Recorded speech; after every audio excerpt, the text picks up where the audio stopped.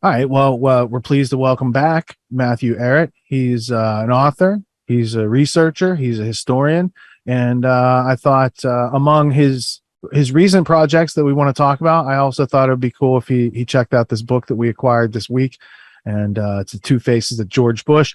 It might have some interesting information in there for talking about later. But first, Matthew, how are you, man?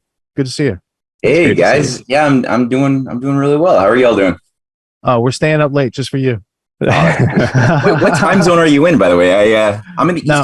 Eastern Oh, time. you're block. Eastern. Okay. Yeah. Yeah, we're all on the East Coast over Oh, here. good. Control room is usually on West Coast, but Justin is now on East Coast too. So Okay, we so this is split like it up. it's a late night Yeah. show for you guys Yeah, too. and we're just getting warmed up tonight, so we got another Okay. like 6 hours to go.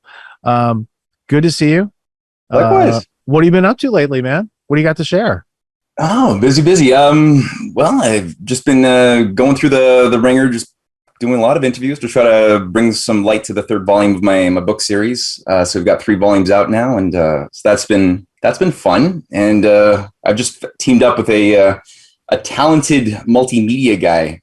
So I've been trying to make videos for a long time, and I was despairing. I just gave up on the project because I was looking for somebody who had a, a multifaceted appreciation for various types of software, audio, visual skills. And I just couldn't find somebody with the skill set until I was at the Freedom Convoy this year. And I met a talented guy named Jason Dahl, whose business took a big hit over COVID, but he had a skill set out of the wazoo. And so we've been making videos now, taking little sections from my books, turn them into little micro history documentaries. And we did a couple of more recent big ones, too. Bigger, I mean, 20-minute videos. So that's been fun, just trying to find a new way of shaping or influencing the zeitgeist in any possible way that I can. So that's been useful. Well, I follow you on Substack, and you're a heck of a productive writer, right? You like consistently churning out new good research, and I think that On very like complex topics. Yeah, of course. Like essentially historiographies that go back centuries you're helping to sort of bring a dialectic that is much needed to a lot of these historical narratives. One that we've talked about many times, for example, in the town hall was in regards to Kessler's book in the 13th Tribe. We had a little bit of discussion about that in the Khazarian Revolution. And so as helping to provide that counter dialectic and your just historical analysis, really, I mean, I wish you could, and at some point, maybe I'll try to clip those out for you just to see the sort of discussion it was able to generate. So really appreciate your erudite work. It's astounding. Yeah, Yeah, and no, I really. go ahead.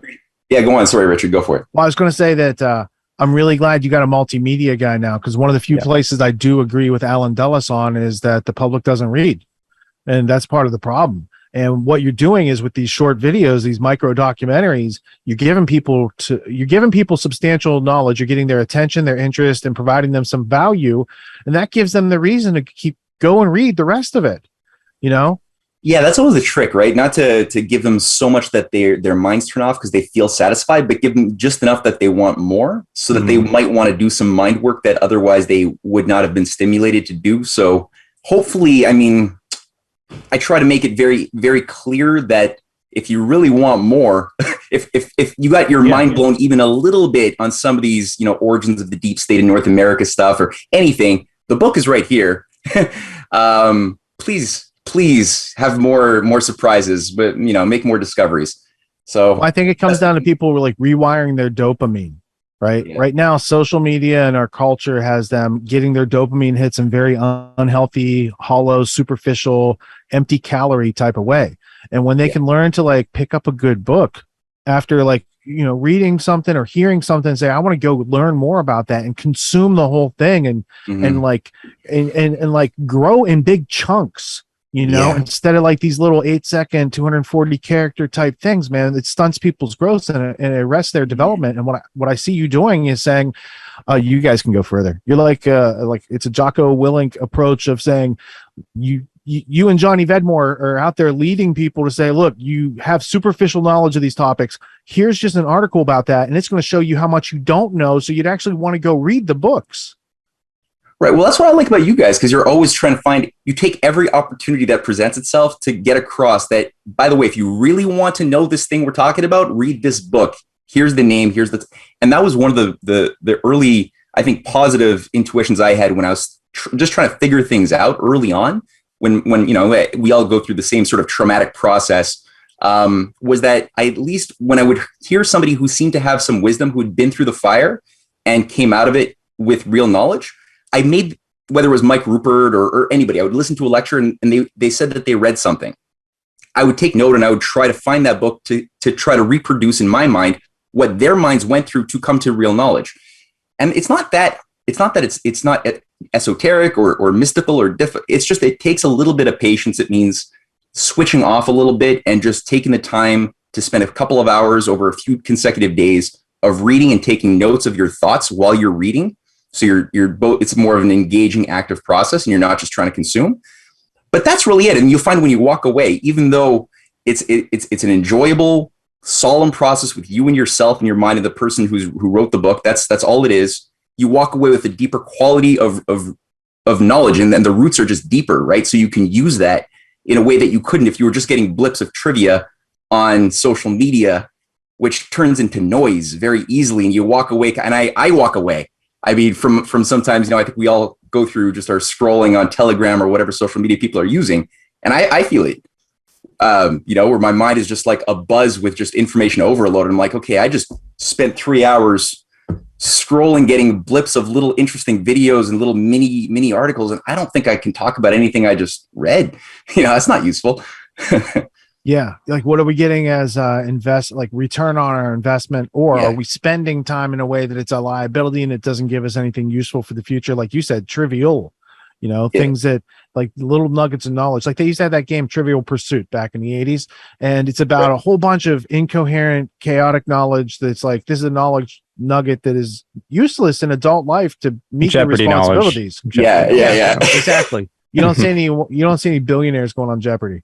Right. So there's a different mind to make money than it does to recall stuff out of the phone book. And to your point, Matt, the active versus passive process, when we're engaging with these mediums, these televised mediums, it creates this whole different dynamic. I know Marcia McLuhan talked about this. The medium is the message, and how these artificial apparatuses sort of condition the way in which we receive the information. There's something fundamentally different about reading a book that is much more active. You're in a way like talking to yourself in your head, working out complex ideas, and it's a test of both one's mental energy, acuity, but also there's a stimulation that comes with it that is, to Rich's point about dopamine, much more satisfying over a longer period of time. And that's something runs factual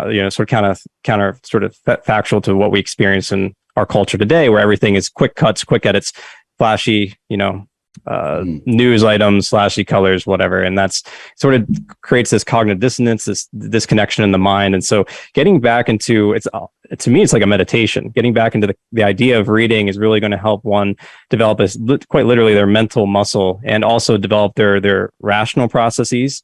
Because all of a sudden you may not agree with everything you read, and you may stop and think for a second, instead of just you heard someone say something and then you're on to the next clip. You heard now someone else is talking about it, and these quick cuts, these hot takes, and all that stuff that we get through. When you can get wrapped up too, when you do that. So, like, as part of surveying information, it's like, okay, I don't understand this, or I disagree with this, or what have you. That can snag you and stop you from consuming the whole article.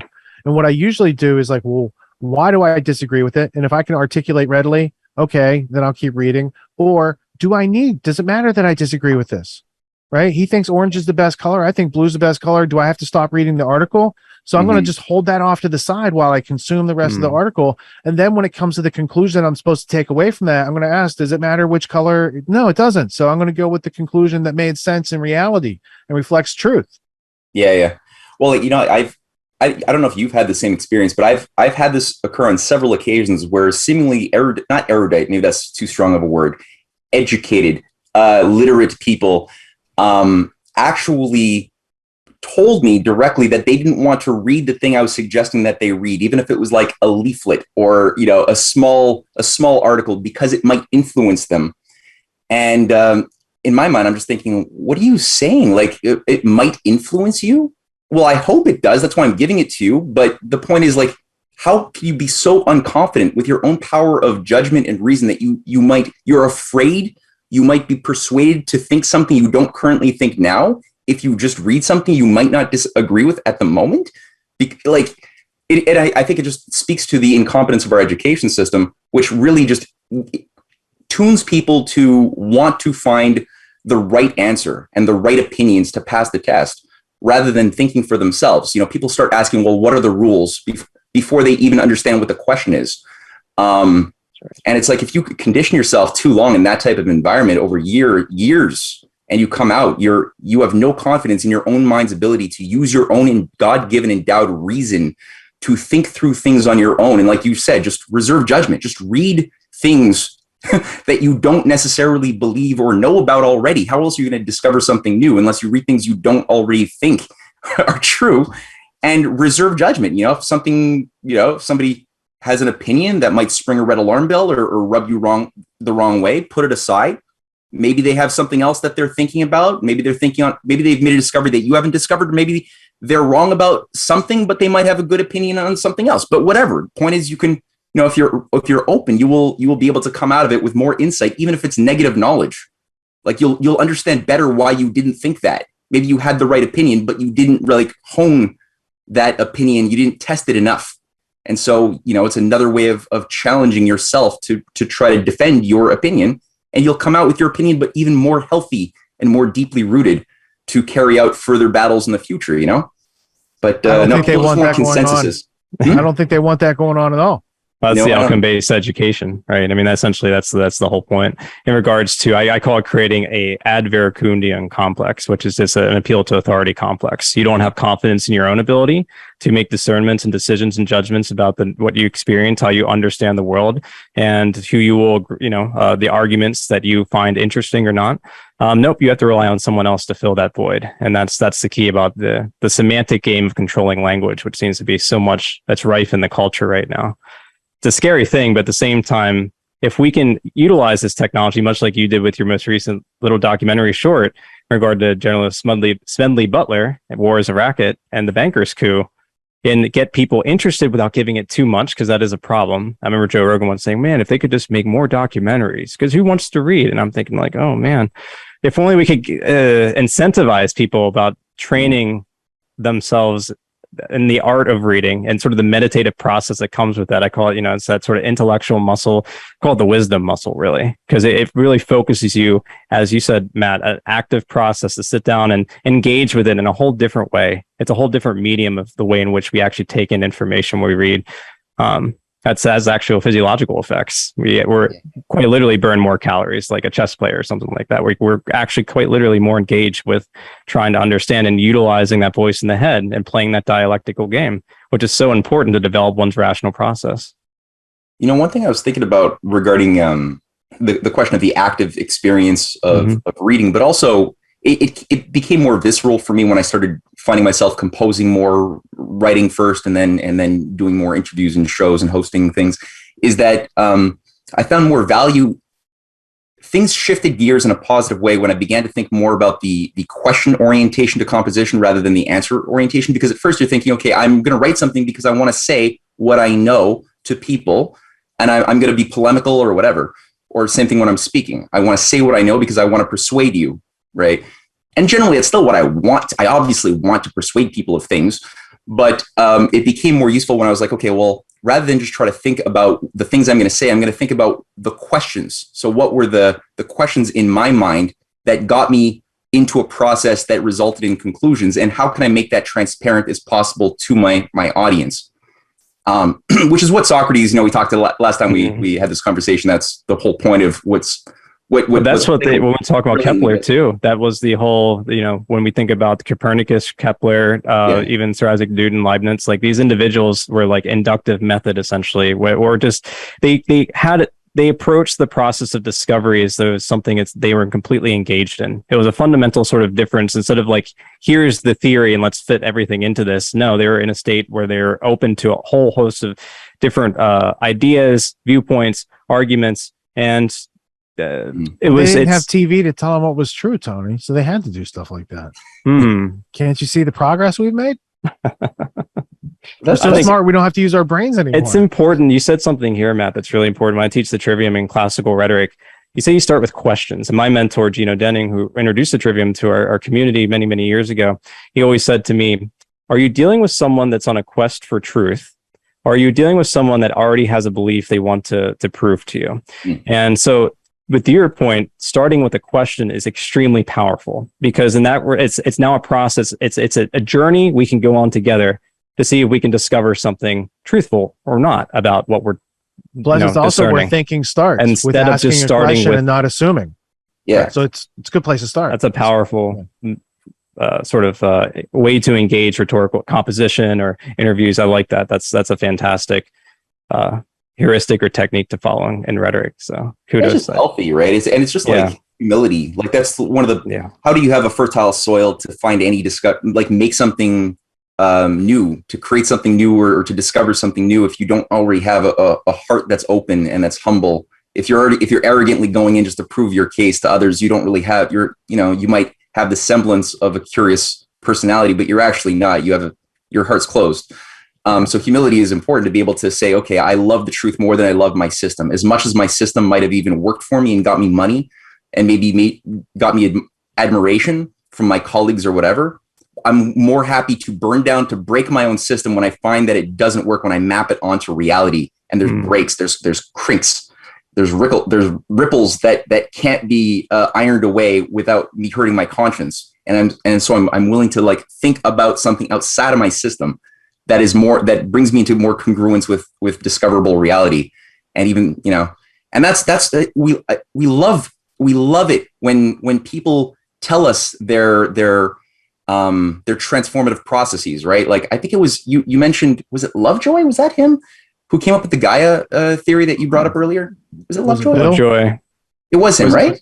I think so. Either that, or I'm thinking of. I was thinking of L. Ron Hubbard, but I think that was Scientology or something. I know that's definitely Scientology. I think Lovejoy was the guy who had the idea of the Gaia. I think it came from the Teilhard de Chardin, I believe, which the concept of a noosphere, and sort of and he sort of took the Hegelian dynamic of the metaphysics of essentially the zeitgeist of the time being wrapped up into history, that it's going to end in sort of spiritual evolution of like a man that is like part of some sort of collective consciousness or something of that nature through Gaia. I have that book with the intro by Julian Huxley. Yes, we had on the show a couple, and I was thinking, like, you see the tripartite nature to the way he splits out these antinomies, and then he finds resolution. I'm like, this is fast. I'm like, this is Hegelian, and so I had to. He definitely knows. Well, him and I just brought up Lovejoy because I know later on in life he actually turns and actually says no. He has a bit of a positive conversion towards realizing where he went wrong earlier on, and becomes a proponent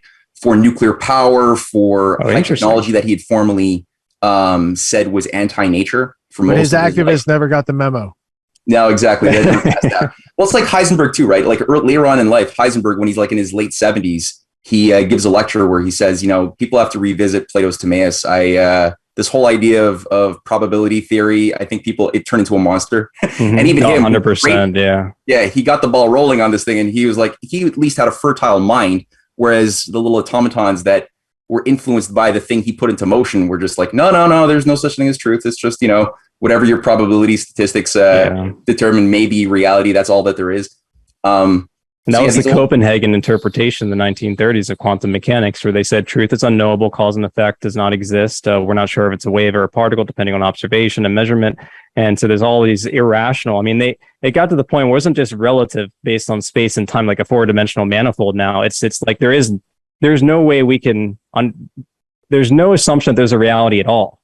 And that was actually like there's no reality. There's no everything else goes. Yes, and they were literal about this. I have actual quotes from the founding sort of fathers of the Copenhagen interpretation, talking about de Broglie and there's a couple other ones. Niels Bohr. I would have loved to turn off their electricity in the middle of their email. Like they're trying to like send off a hot take on something and turn off their electricity. Like, oh, bro, why'd you do that to yourself? Sorry about that. Wasn't us cutting the power to your house. No, that was you that did that to yourself, because that's Humean and it comes from Ernst Mach, as a positivist, and you get this sort of analytic tradition in the United States, unfortunately, where they they dispense with metaphysics. To your point, like Plato's Timaeus is arguably, if not that and the Parmenides, are my two favorite dialogues by Plato. But yeah, I mean, hyper important, the idea of being able to understand the value of a first principle. And yeah, in a way, you were talking about, you know, your conscience, and in regards to, you have certain values and principles that you're willing to not willing to necessarily sacrifice, in regards to, like, if this is the truth, you know, I'm going to, and that principle, in other words, is truth for you. So you're willing to put away your ideology at certain, and that's one of the most difficult things to inculcate in one's mind, body, spirit disposition, if you will. But for those that can, it is one of the most freeing aspects, because then it opens up a world of possibility, and what we can actually understand, and what confidence we have in what we can understand about our world. So. Absolutely. And that carries into the discussion you were also saying about, because I see that there's like a bit of a theme regarding technology and the mind's powers, and Marshall McLuhan. And there's a certain, I think, paradox that one could walk into, and I think a lot of people do, which is that, yeah, the more you have information technologies increasing and advancing, the less you need to use a lot of your memory muscles that the previous state of that society, ignorant of those technologies, had to use, right? Before the written word, you had to use a lot more of the memory muscle. You had to memorize things like Homer's Iliad or the Vedas, you know, and there's a certain rhythmic verse quality to it that made it a little bit more easy to stick within the memory. But I mean, these are voluminous pieces of, oh my God, it's incredible to think how that was like passed on. That was a normal part of a good quality education. Not that everyone had education, but still. And then now, you know, when you can write things down, you don't need to remember those things anymore. And that in some ways frees you up, but in other ways it atrophies you. And it's like that for, I think the problem with McLuhan, or at least people who interpret McLuhan, I don't know if he thought this, is that it takes you into a bit of a predeterministic way, which almost makes it seem like technology can do nothing but destroy the mind's ability to function well. And that if you continue on the process of advancing technology, the human powers are going to reduce in proportion to progress, to the point that you reach one of these, like, these singularities. This idea that, okay, at a certain moment in the future, we can project an overtaking of human mental powers by machine learning, which will render us irrelevant unless we merge with the machines and become relevant to avoid extinction or we'll just be, you know, crushed by the Terminators. And Teilhard de Chardin and Julian Huxley together, I don't think it's a coincidence that they were very close friends, and they both innovated the concept of transhumanism in 1955 together, that, you know, having their little back and forth discussions on how do you tweak Darwinism to accommodate give it a teleology, give it a meaning now. Let's exactly. Like give it a purpose and combine it with sort of the Hegelian ideas of like wrapping it up into a historical situation. We transcend our condition through this process, this 3-step process. So what you're saying religion for the elite. So what you're saying is basically we just go back to epic poems and iambic pentameter, and technocracy and transhumanism go away. Next week, we do it like that. I think it's a good mental exercise to think, like, maybe how do we both have the best of technology while at the same time exercising our I agree. And like that's one of the biggest problems of mental Neil Postman, like, you got to know about the edges of technology, and when you adopt a new technology, you lose something of the traditional natural world to get that new convenience. He wrote a lot about that. Like, who wrote that? Neil Postman. He wrote Amusing Ourselves to Death and Technopoly. Good read right here. Technopoly by Neil Postman. He died like 1992, or he died. I think maybe this is a 1992 book, and he died soon after that. But let's see. This is 1992. He wrote Amusing Ourselves to Death, I think, before this one, because this is the surrender of our culture to technology. It's like the end of humanity. And he calls it out before the internet was even a real thing. Like, this is, but if you look at how many pages I have highlighted and marked in this book that are important, like wisdom, it's a really good read. And it's not like 200 pages probably. Yeah, I'll check that out. It's interesting about Marshall McLuhan. It's tough to interpret McLuhan. I just want to piggyback on something you said real quick. It's very difficult because a lot of times it's very easy to interpret in the sense that he was critiquing it always in a negative light. But sometimes you get the sense, because he was such a devout Catholic, I think of the Roman Catholic tradition, but he spoke a lot on sort of the sort of like mystical elements of like the communion, the mass, transubstantiation, these sorts of concepts in the Catholic faith. Very interesting. He sort of saw technology, I think, at a time as the way we'd manifest like Christ or the Antichrist, at least as a metaphor. And so it's sort of a reflection back of our own soul's desires would be manifested through the medium of technology itself, both the worst and the best. And we'll have to make the decision or choice as to which one we'll choose as we move into a future together. That's sort of the way I interpreted some aspects of him, which is a unique and strange interpretation. But I don't know. That's something to sort of ponder and think about. Right. There's a lot of different ways in which McLuhan can be. He's a tough one to crack in regards to his writings. Yeah, he really is. And I mean, I think I don't really know where to stand on him per se. I mean, there's definitely a lot of high value content in terms of the ideas that he put out there. Right. I don't know if he was somewhat prophetic, what their followers said, and sometimes his followers can definitely turn into trend. Many of them find themselves in the transhumanist ilk, but I mean, not all of them are. They do. But definitely to be able to balance out, to both enjoy the fruits of progress and technology while at the same time grow, your psycho-spiritual powers to the best and fullest capability. I think to be able to do both of those would be to be able to manage a society that could create such institutions that could safeguard the organic maturation of all aspects, mental, aesthetic, obviously physical. We're going to grow no matter what, right? Physical is physical. It's like a fruit, vegetable. it'll mature, ripen, and die. That's not voluntary, but I mean, whether we choose to mature our minds and our hearts, that is much more. And the way we then use technology, because technology is just a tool. And so it comes down to our ability but we have to develop our psycho-spiritual selves in order to use it most ethically and most efficaciously, where it doesn't necessarily hurt us or hurt other individuals. And that's the big challenge. That's the big challenge. We are a tool-making species. Indeed, that is a big part of our ability to survive and predict the future and store food and all these sort of things. You're a tool maker too. You made a tool for people about Smedley Butler. And we're going to play it. We're going to play it later at intermission tonight. But let's talk about, why did you create it? What are you trying to do with that? Why should people care about something that happened almost 100 years ago?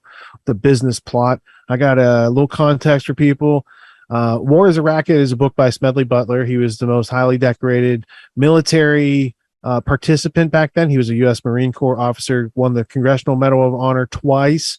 He wrote a book saying that he worked as a gangster in the military for the robber barons, and that it wasn't anything to do with really American interest or our real foreign policy. Rather, it was the foreign policy by corporate oligarchs. And he was approached by some of these people in 1934 and something that became known as the business plot. It was investigated by the McCormick-Dickstein Committee. And in there's a bunch of robber barons who were named as wanting to raise a fascist army to overtake and overthrow FDR. And they wanted Smedley Butler, the brave soldier, to lead 500,000 people. And they're like, look, you used to be our guy for, Brown Brothers Harriman and United Fruit, and used to go invade these countries and do these things. We want you to do it in your own country. And Smedley Butler was a Quaker. It was just a little bit, it was like a bridge too far. And he said, I'm going to be a whistleblower, which was an interesting thing to do back then. And he did get a stage and get his message out. So when did you learn about Smedley Butler, and what inspired you about his story? Well, I think early on that was a story that I think I first encountered it when I listened in 2002 to Michael Moore's. Was it Michael Moore? It wasn't Michael Moore. It was somebody else, Moore-ish, who did a documentary called The Corporation. Oh yeah, and I liked it. I mean, I didn't really have a strong sense of conspiracies or anything, but it was a bit. It shook me up.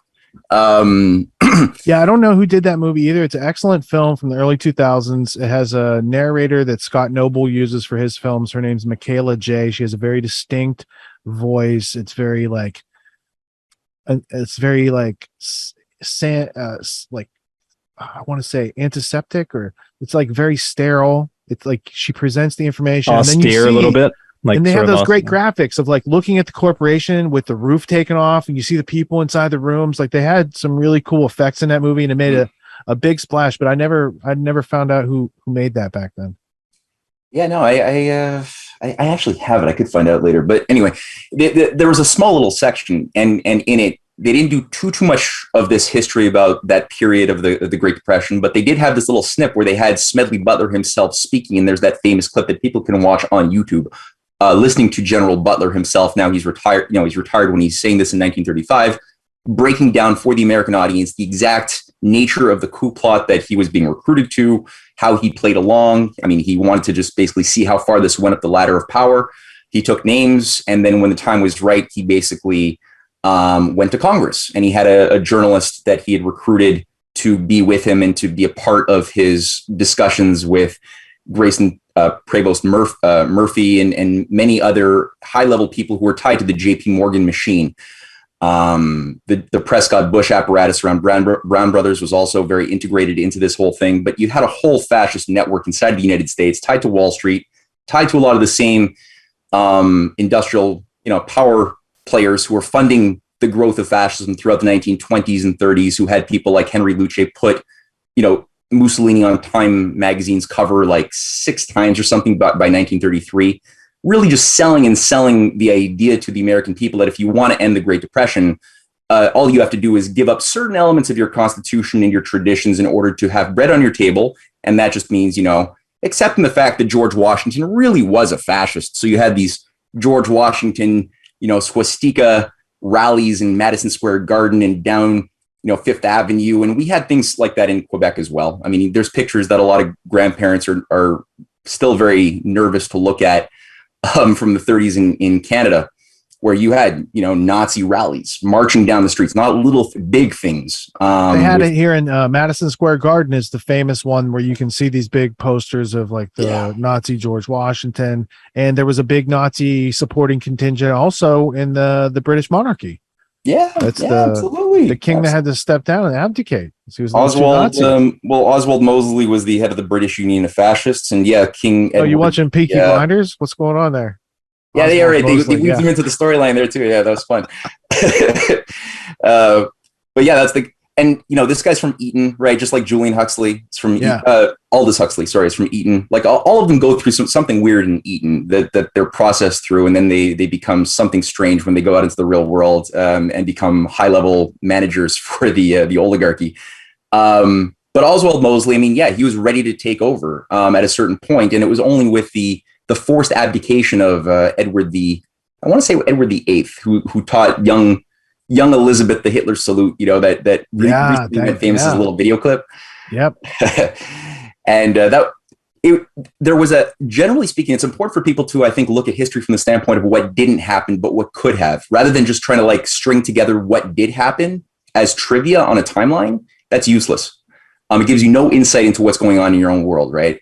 But if you look at like all of the things that could have been a lot worse or could have been a lot better, right? Things that should have been better if we just didn't have the sabotage of Kwame Nkrumah, right? A CIA overthrow that artificially intervened to disrupt history, or the killing of JFK, or, the ouster of Henry Wallace from the vice presidency, right? If you didn't have these subversions by something that most historians are taught to ignore or pull out of their models of history, which is the existence of a continuous oligarchical system of we call it deep state today, some people, but you have a continuous oligarchical process that goes back to ancient times. As far as I could see, it's an unbroken process. If maybe some families come in, some go, there are certain continuous traditions, modes of thinking, ways of thinking about cosmology, the nature of human beings that are meant to be controlled by a master class of alphas. Like this is it goes back to ancient Babylon and before, and it's still there today under new veneers, but it's the same thing. But if you don't treat that, history looks like a very strange sequence of random events, and like what caused the war? Oh, well, the peace before the war caused the war. There was too much peace, and thus there was a war, right? What ended the depression? What caused the Renaissance? It was the Depression was before the Renaissance, so I guess the Depression, or the Dark Age was before the Renaissance, so I guess the Dark Age caused the Renaissance, because I guess people just had to have just enough scarcity to want to have technology and educate the orphans, because whatever, they were just, and so you get these lazy, stupid things with books written and PhD theses and everything about like how the Dark Ages cause Renaissances or how wars cause economic progress. just because Wet they're looking at it streets from the cause standpoint of, rain. huh? Wet streets cause rain. Wet streets cause rain. Yeah, exactly. Yeah. And then you could say, well, the dry streets came later when the sun came up, so wet streets caused dry streets. And it's like, well, global cooling. Well, like a lot of people in the ecological community have had to admit that there actually is this disturbing thing of the great warming pause since 1999. There was like a 17-year sort of slowing down, or if not almost complete halt to the warming cycle that had begun in 77. And the way that, I kid you not, like you could actually listen to high-level PhDs trying to explain away this troublesome thing that didn't show up on any of their forecasts, any of their linear extrapolation computer models. They said, well, yeah, okay, the cooling you see, the warming caused the cooling because there was a heat, and they'll have to like they retool their argument. And they're like, oh, there's a heat sink you see in the bottom of the ocean. Say anything for money. Yeah, pretty much. Oh yeah, it's the same thing with like relativity theory right now. It's like, mathematicians love it because they're going to have a job forever because there's so many anomalies in cosmology right now when it comes to like neutron stars and the issues of black holes. And you can make up Big a Bang new thing that cosmology is a doesn't big mess, exist. so you cannot. The old thing that doesn't exist. Right. You could actually just come up with a more rational theory that's more grounded in reality. Or you could just continue to support a broken model and trying to fit, that's the prescriptive idea where you try to fit the evidence into a sort of a pre-prescribed idea of how things should be based on, the who you want to prop up from the past, whether we're talking about science or religion or technology, or it could be any aspect of human endeavor. Yeah. So all that to say, to weave that back into the Smedley Butler thing. So that was the thing that most people, when they're looking at trying to figure out these anomalies of history, they don't take into consideration that sometimes the oligarchy screws up. It's not like we just have a new world order effort to try to like create a great reset today, and it's never been done before. It's like there's actually key pregnant moments, these singularities, these like when you're bending a stick, right? Not all moments are equal because that tension is building up and it's going to snap. And that's, I think, like the contour of like space-time of history. You have these moments of potential that snap. And one of those key moments was around the 30s when things could have gone a very different direction. It could have gotten a lot better, but it could have got a lot worse. But you had people who stepped in. They had courage. And in the case of Britain, I think it was less courage and more practicality, because at the time you had people like Leo Amery, who was a major controller of the Round Table movement. And he was one of the key figures who recognized that Hitler was increasingly becoming a little unwieldy as a battering ram, that they wanted to use him, and fascism as a whole, right? They wanted to use its expression in every nation as a way to have enforcers to create a banker's dictatorship. And Hitler, Mussolini, Franco, whenever you look a little bit above the show, you always have the same City of London, the same Wall Street financiers working behind the scenes, bringing in eugenics as a new that's the key, the eugenics. Yeah, they really seem to prop up eugenics in Hitler's Nazi Germany and Mussolini's Italy. It's beyond just the fascistic movement, the elements of economics associated with it. They were into sort of control of biology, that like they really wanted to sort of take reins of evolutionary process, and that's what's so terrifying. Yeah, they quite literally want to be Dr. Frankenstein God. and Ingolstadt. That might be a representation for the Illuminati by Mary Shelley, but we won't talk about that here. Well, that's what fashion's a facade for like essentially to me these eugenics movements, these top-down collectivist eugenics movements they were using as test environments. That's the way I looked at it. These are test environments, much the way Ukraine, I think, in some capacity is that could be scuttled. Yeah. Right. Yeah. Yeah. So then the question becomes, well, why didn't they win? Like, why didn't they get their great reset, New World Order, post-nation state, depopulation system of eugenics back then when they came so close and they put so many resources from World War I think is a good inflection moment when you had the League of Nations being brought online around the same time that the Round Table movement was Balfour Declaration, Sykes-Picot. You have the divvying up of the entire Middle East at that point. Yeah. Chatham House is being created with the Majestic Hotel, with the CFR as well, 1919, right? All Bolshevik Revolution. The Bolshevik Revolution. That had just been finalized. The famous train ride. Trotsky. Yeah, they really wanted their Trotsky guy in there. That was their key guy. They really wanted in as their permanent dude. And if you think about it, it's just the end the Eastern Front. So there was like a pragmatic standpoint from the German side, from my understanding, which is why the Germans were willing to send the Trotsky agents into Russia in order to foment revolution, which is terrifying to think about, but pragmatic on the side of the Germans, because you think about the next 100 years. You talk about those inflection points. There's this points of tension. That's in a way another one, because the next 100 years now we have the USSR, and then you have this Cold War, which is, well, I'll stay away from talking about that right now, because there's a lot there. Eats bugs. Yeah, eats bugs. Says, it didn't have to happen, though. I mean, I think that's the thing we kind of take for granted, is like we're told all of these things happened and they had to happen that way because you have this deterministic way of history that discounts the existence of free will at all completely. It's like it happened and thus it had to be that way. And it's like, whoa, well, what if JFK had not been killed after 3 years? What if, Henry Wallace had been able to stay in as vice president and become president? What if FDR wasn't, I think likely murdered? And Stalin totally agrees, or agreed with that assessment, and told Elliot Roosevelt, FDR's son, right, that Churchill's people killed your father.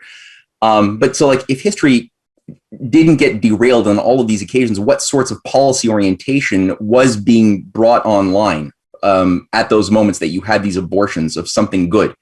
Because you could read it, you could look at and see, well, what was being discussed at Bretton Woods in New Hampshire in '44. Well, the American delegation was at war with the British delegation. It was not like an Anglo-American hug fest trying to plan out how do they reconquer the world. No, it was a total 2-week long drawn out battle between eugenicist, world government freak, pedophile John Maynard Keynes, versus Harry Dexter White and a lot of the American delegation, who were defending the right of Africa, India, South America, Brazil, China. The Chinese delegation had a whole program for developing Tennessee Valley Authority projects based on the revival of Sun Yat-sen's program for the international development of China that Sun Yat-sen had drafted in 1919. They brought that back alive with all of the New Deal policies as they would look if they would be permitted to actually happen, to end hunger and all of these other things, and really leapfrog into the 21st century back in 1944. And it was being supported, defended by the U.S. delegation. Same thing for Brazil. They drafted they presented all of their plans. They got full support, and it was only the British who were fighting against that every step of the way, trying to maintain the idea that no, we need a Bancor, one world currency. We got to have it under the control of the Bank of International Settlements. And people don't even know that there was a vote that was a near unanimous vote, except for the British delegation at Bretton Woods, to audit and then dissolve the Bank of International Settlements at that conference. Yeah. Now, of course, it didn't happen. FDR died. They purged every single patriot who understood the Wall Street apparatus that had tried to get the bankers' coup in 1934 with Butler, that tried to kill Roosevelt in 1933 in February using a Freemasonic, expendable Giuseppe Zangara, who I go through in the video. There was a patriotic organization within America that had a lot of influence within the OSS that were at odds with this other Anglo-American CFR-connected deep state, grouping of zombies. They didn't get along. And it was only with the expulsion of those patriots under, they were all dubbed like red commies, like Dexter White and Wallace. They were all dubbed, they were crushed under the Cold War period. But that didn't have to happen. They could have had that policy actually be permitted to come alive, but it didn't. And so we got the other thing instead of the OSS being dissolved, bombs being dropped unnecessarily on a defeated Japan and everything else. Everyone knows this. And Churchill comes and lives in the White House for a month and declares the Iron Curtain, based on a Nazi foreign minister ideology. Like, it was the Nazi foreign minister who first laid out the Iron Curtain strategy like 3 months before Churchill even made it public. So it's like, no, this is, most of history is a giant, disgusting abortion of the good. It wasn't necessary in any step of the way. It didn't have to happen this way. It didn't have to happen. Yeah. But I think it's a lot of effort. It's like where are the weaknesses in the Great Reset today? When you think about it that way, you're like, okay, it's not these immutable godlike forces of evil that have always controlled everything, and there's been no opposition, there's been no weakness, no, there's shit that keeps them up at night. They've got insecurities. Right. So people in Europe don't have to freeze and starve this winter, and people all over the world don't have to starve, right? Because it doesn't have to be zero carbon. It doesn't have to be ESG. It doesn't have to be Great Reset. That's just their offer, and everyone's just accepting it because they haven't really thought about what it means. And the people who are doing it, they know what it means. It means shutting off everybody's everything and letting everyone just fight it out while they go off to their super mansions and bunkers and stuff. Yeah. I think we can do better. And I think their sales pitch is pretty shitty. And we're going to need something to compare it to, though. And I think it looks like freedom, and they want to censor and alienate anybody who has something to say other than Great Reset and eat the bugs. Yeah. Or eat the wind turbines. Yeah, actually, right? I see a bunch of people in our chat making fun of the wind. I'm like, what? I just picked up on that right now. There's apparently... They like turned it into resin. So they got some scientists to figure out how do you turn the materials of the windmills into like a resin that you can infuse into gummy bears and eat gummy bear windmills that were like being recycled into your body. It's like a thing that they're actually doing. That's crazy. I didn't think they'd take like Snowpiercer being like this movie from a Korean director where they're in a train and it's global warming and it's essentially eating the bugs quite literally. Like, oh no, we're gonna take that's a great plan. Why don't we just take that metaphor and apply it to reality? So. All right. Well, before we let you go, Matt, I want to show you this book. I've teased the audience enough. Last week, somebody in the chat said, "Hey, there's this book, Two Faces of George Bush." I said, "I've never heard of it," and I was incredulous. I was like, "If Anthony Sutton wrote that book, I would know about it." And sure enough, it's a real book. And they looked it up online, and Control Room was showing me that the one copy available, they wanted $45,000 for it. So like the next day I mentioned it to my wife. She finds a copy that's online that's not $45,000. Thankfully it was under $100. And I'm going to open it for you. Let's see if I can zoom in just a little bit. Let's do this. See if we can get a whole page on screen at once. Something like doing it live, everybody, doing it live, something like this. All right. Two Faces of George Bush by Anthony C. Sutton. And this is brought to us in 1988. And by the same author. So you can see what books he had written by that time. So he's not all the way through his Wall Street series, right? Which would have been Wall Street and FDR. Mm-hmm. And in the Order series, this turned out to be his introduction to Skull and Bones, America's Secret Establishment. So like I bought How the Order Controls Education as a little pamphlet book like this one. And it was $80 20 years ago. And then I found out it was actually chapter 8 in a book that I could get for $20. So these are little artifacts of the author. The official face of George Bush. He goes through, gives you like the official biography from the White House, and here's who this guy is. And then he starts to dig in, because he's a war hero and stuff. Phi Beta Kappa. So then he goes into the establishment links, breaks down all the people he went to school with, was in the military with, their connections with Skull and Bones and the establishment. A lot of Harriman, eugenics, funding of Hitler people, also the same people that were just participating in that coup against FDR. And Prescott Bush's interests were funding Soviet Union and Nazi Germany because they had a oil company called Dresser. I think it's Dresser Industries. And they provided oil machinery to Stalin's Soviet Union, much like the Koch brothers' father did. Sutton goes through this other part where it's just all about Skull and Bones, brings up this points about Gary Trudeau, who's a Skull and Bones guy, and Doonesbury, and some of the cartoons that they wrote during the time. Bush, the oil man. So Zapata was one of his oil companies, and they also had Operation Zapata, CIA. But Zapata had, in the 80s, like 7,300 people working for it, $5 billion company. You know what Bush Sr. chose to call one of the key projects in the early 70s, Operation Hammer? Oh, okay, like 1990, 91? Yeah. It was based on Arm & Hammer. And Arm & Hammer was the chairman of Communist Party USA back in the day. Well, he was also kind of like the George Soros of Russia of the 20s. So as soon as they went for the new economic plan in, was it 1919, under Trotsky. And, you had a big giant rush of mass privatization across Russia, like the idea, free enterprise, all this stuff, but it was all a giant veneer just to get an oligarch control over the state-run operations. And that was the 1920s. And Arm & Hammer was the key guy managing that as doing currency speculation, running a lot. Like he had a multifaceted operation, bringing in Prescott, Bush, a lot of other people. I don't know if actually no. Let me press pause on Prescott. I don't know about him, but a lot of the Al worst Gore's elements. family got it from Arm & Hammer. What's that? The Occidental Petroleum was controlled by Arm & Hammer. Western Petroleum, it was called Occidental Petroleum, and that's where Al Gore's family got their. That's where his dad got their money working. Yeah, that's right. Yeah, over when the you coal see the mines in Tennessee. politicians today, then be like, hey, what was their dad and grandfather doing during these big pivotal events back in the past? I thought you'd like this part. This is on page 35, and down here it's talking about Bush as ambassador to the United Nations, 1971.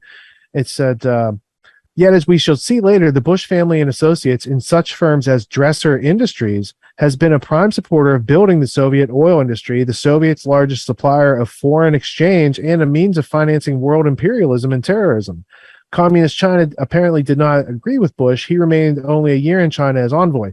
But the point is brought up later. He's accused of setting up opium and heroin trafficking in China at that time by a Green Beret from the army. The testimonies later in this book, but let me just cover this other part. Bush as an internationalist, anti-American. So he had this globalist design known as mondialization, like worldization, and to make world cities. And they started doing this back in Ohio. So mondialization is no more than a polite subversion. The first American city to join the New World Order by the mondialization process was Richfield, Ohio in 1970. So apparently this type of thing's been going on a long time. And there's an official official statement about the UN charter there. He then goes, here's the logo for that city, Richfield, Ohio. Ohio. Who would have thought? And mentions David Rockefeller and a whole bunch of other good little clips. Here's a good part. At one time, Bush was a member of the elitist, powerful Council on Foreign Relations, and as a member of the similarly internationalist Atlantic Council, made a statement supporting the known admitted goals of the Atlantic Council, i.e. world government. So even back then, Sutton knew Atlantic Council is world government. Atlantic Council is telling Facebook what to do these days, right? So for people to say there's nothing to see there, man, it's just Mark Zuckerberg. People have been given the illusion of interdependence, but in fact, the interdependence is not much greater than the previous eras. So even though they were saying they were breaking out, making changes, it was more of the same. He's molded in the image of oligarchy of Nelson Rockefeller, a good Nazi supporter back then himself, not just the banking with the Bush families and the Harrimans. More Nazi stuff. So this was 1988. This is when George H.W. Bush was running for president. Sutton puts out this book as like a Hail Mary to be like, hey, for the people out there who know how to read, here's some interesting stuff on Bush. Anyway, it's only 96 pages, and I'm pretty sure you can find it in maybe Wall Street and FDR. There's a really good one I had read around that time too. The unauthorized biography of the Webster Tarpley one. Tarpley and Chaikin, they co-wrote that. That one's quite good. It's pretty thorough, and that was actually one of the first expositions I really had that satisfied my reason after watching I mentioned the corporation that brought up Smedley Butler, but they really took it way deeper than I expected it could possibly go. And that's like a 700-page tome. It's thorough. Yeah, Anton Chaikin does. He does good research as well. And I think didn't Tarpley get sued over that book or what? No, not that book. Tarpley got sued over something he said about Melania Trump or something. Oh, geez, yeah. And then he came out of that process with like a melted brain, and now he's like pro-Biden, and I don't know what happened to him. It's weird. Yeah, it's unfortunate. But his historical, so a lot of his older research. I mean, it really is. It really is. So look at the message. I'd mapped out the whole Venetian oligarchy thanks to Rich, and that was 10 years ago. Because I was like, I don't have this on my brain. You do it. So I still have that somewhere. the brain software we were using. But it was incredible research, and it's actually only been corroborated with other resources I've used many years later, which in fact, I keep thinking about that time when I was doing that research. I'm like, I'd really like to go back and I need to revisit that. I have been, but sort of intermittently. So yeah, me too. Well, No, Matt, it's I want to thank you for taking time out of your busy schedule, dude. Where can people support you and join your Substack and get your books and all that good stuff? Yeah. Okay. They can get the books easily on CanadianPatriot.org. Little buttons everywhere saying buy books. And the Substack is useful. Yeah. I mean, it's hard to spell my name, but if you can get MatthewEhret.substack.com, there's free stuff. There's stuff you can upgrade to pay for. And finally, RisingTideFoundation.net. We do weekly seminars, lectures, symposia with various experts. We're going to have Anton Chaikin on in a couple of weeks going through some material on the untold history of the United States. And if you want to be involved or at least just get a free invite now and again, you can send an email to info@risingtidefoundation.net and I'll happily send you. Usually we ask for a donation, but whatever, times are tough. And we just had, like Michael Claridge on as well, the guy. I'm a huge fan of Dr. Michael Claridge, Sapphire Project, associated. Wow. It's a separate project from the Thunderbolts project, but at least they share in the same sort of new way of viewing cosmology through plasma physics. Yeah. And it's very fascinating. It's something I've been following for years and years. I've been a big supporter of various theories around it. It's Gareth Samuel, see the pattern. There's also Ken Wheeler and his theories on magnetism, taking like Steinmetz's heavy side, James Clerk Maxwell, and see what they said about the idea of the ether and dielectric field, and what they're trying to define what electricity is and maybe its role in vitality and then I can't help but then relate it back to the Platonic metaphysics, but that's where I go. So absolutely. No, it's good soul food. Absolutely. Yeah. And for people on YouTube, you're Canadian Patriot, also on YouTube, right? Yeah, but I only put a fraction of my content on YouTube, the safest of the safest stuff. So yeah, they can go to BitChute or Rumble, but when they go to the Canadian Patriot website, if they can make that bookmark that, the content always ends up showing up on there. All right, right on. If you join the Rising Tide Foundation, you'll get access to, you do private lectures. You also have, it's almost like town halls we do for our community in regards to sharing information, going over deep dives into various historical analyses. We're covering some of your articles. You do a lot of really incredible work. I haven't jumped on live, but I've watched the replays you posted, and I'm really impressed by what you have going on over there. Rising Tide raises all ships. Hey, Tony, can you have Matt on for town hall in a couple weeks? We could do like more detailed deep dive than we can do on the show here.